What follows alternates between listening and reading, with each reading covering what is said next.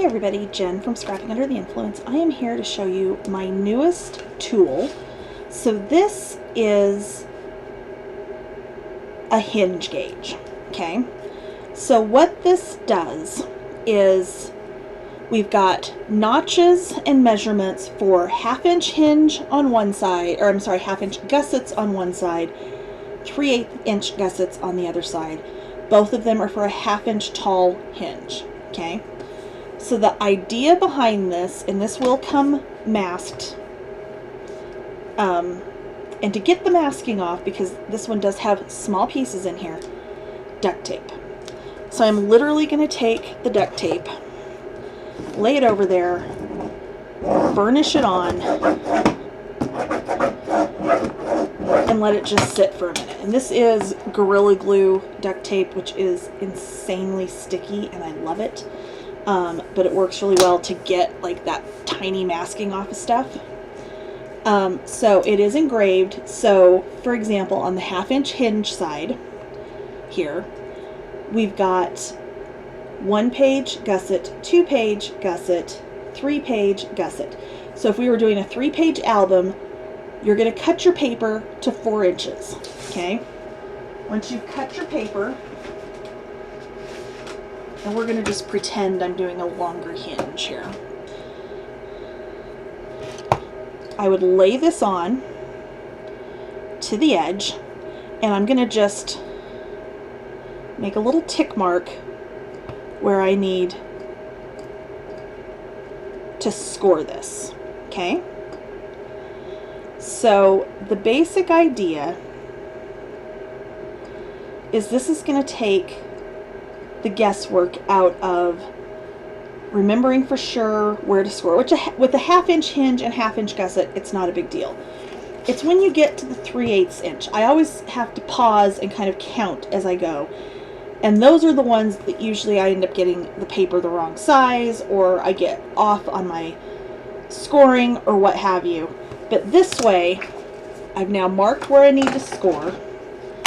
So I can now put this into my scoreboard and go, okay, 1/2 inch, 1, 1.5, 2, 2.5, 3, 3.5, 4, 4.5, 5, and so on and so forth across. Okay. Then, and this is incredibly helpful, especially if you are newer to making mini albums and making hinges. After you've gotten it scored, you can lay this back on top and you can mark where your gussets are. I've got it turned to the wrong side. I was like, why is it off? That would be why. That would be not the right place. There we go. So I can mark where my gussets need to be. Okay? So that then when I'm folding this, I know, okay, these two glue together, this one stays flat. These two glue together, this one stays flat. All the way across. Okay? So it will work the same way with the 3/8 side. So I would line it up and go, okay, I want 5 pages this time. So for a 5-page hinge with 3/8 inch gussets, I'm going to cut my paper to 6.5. And then I can lay this on here and do the exact same process. I can mark where my scores are.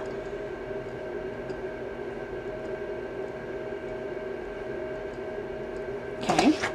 I'm not going to go all the way across because you get the basic idea. I can then put this in my scoreboard and I go, okay, 1/2 inch, 1/2 inch, 3/8, 7/8, 3/8, 3/4.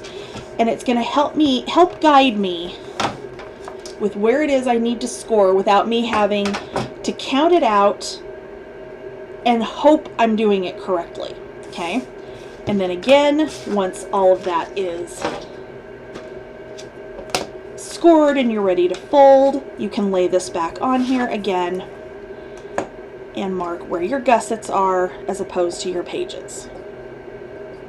So there you go. Alright, so like I said, it does come completely masked. To get most of the big masking is easy to get off. It's all of those little tiny pieces that you want some help with. And sometimes it takes a couple tries, Depends on the masking. I know the masking on this is different than what I'm actually cutting these on today, so it will be a little bit different. But you'll see how that lifts up most of those little bitty pieces that are in there.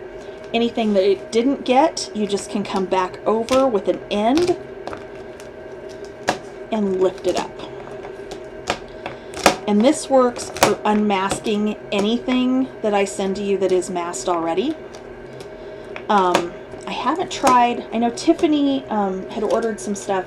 Tiffany from Let's Get Scrappy had ordered some things, and she said she was hitting it with her heat tool for just a minute to kind of loosen it up, and then everything just like came off like, you know, like nobody's business. I haven't tried that yet. I need to try it.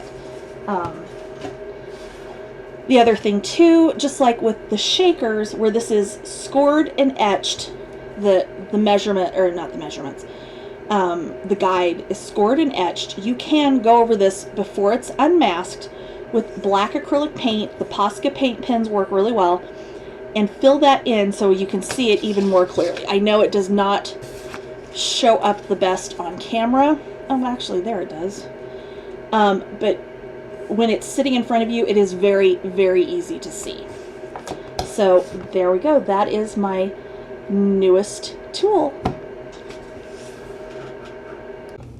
And my last tool for you today is another set of page spacers. So these are for 3/8 inch gussets. So my originals are for 1/2 inch. These are for 3/8. The new ones, which I've still got a handful of the 1/2 inch that aren't engraved, but the new ones have the sizing engraved on them. So when you get these, you're just gonna peel your backing off just like you do with everything else. I do ship most things masked so that they don't get scratched, but these will work just like the 1/2 inch spacers. And the video for that is linked in the product description on both the 1/2 inch and the 3/8. So my 3/8 are purple, the 1/2 inch are burgundy, and right now I do have a bundle on the website as well with both sets of spacers and the hinge helper. So you would get all three of these for a bit of a discount versus buying them all separately. So these are all available on the website right now. So my next new tool is my bow helper, and so this was actually an idea proposed to me by Tamra at Country Craft Creations, and it was because of that video that's been floating around where the lady's taking the ribbon and winding it around her fingers to tie the bows. So her thought was, there's got to be, you know, could you make a tool like that? So that is what I've done here. So this is this one is actually out of wood, not acrylic. It's got a white coating on both sides, and it is super easy to use. So you're going to take your ribbon, whatever length you have, and you're going to come in, go around, through the middle, around, through the middle, around, through the middle. So right there we've got 2 loops, okay? Now we've got 2 more loops, okay? So then I'm going to come into the middle and down and around again, and then I'm going to turn this over, and I'm going to tuck this end underneath this loop. So you can kind of pull it loose,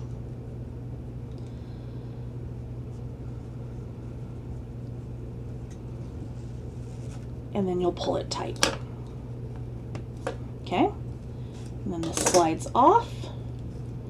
You trim your little bow down, you fluff it out, and there's your little bow. This works with all sizes. So now we've got like about a 3/4 inch wide sheer. I'm going to come out here, and we're going to go, okay, in the middle, out around, middle, out around. And you can kind of squish them down on here as you do it. In the middle, out around, in the middle. I don't think I have quite enough to do 3 loops on that, so I'm going to pull that last one off.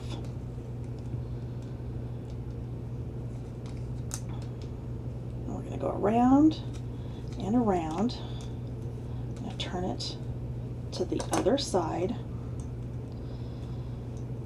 This goes underneath that loop. Pull it tight, slide it off, and fluff it out. It is that easy. So I had done one with some doodlebug ribbon. I actually used, this was the last I had of this, of the wide polka dot ribbon that is sold at Country Craft Creations. I got that one out of it.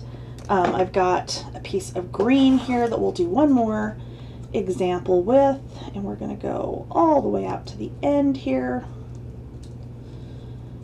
and around to the middle, around, and where this is a wider one I am going to squish them down into the middle, around to the middle, well maybe into the middle and around, into the middle, through the bottom, around, turn it over,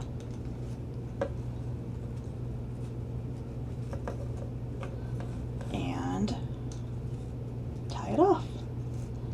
We can slide this off, and there you go. Trim up your ends, and there's your bow to decorate your project.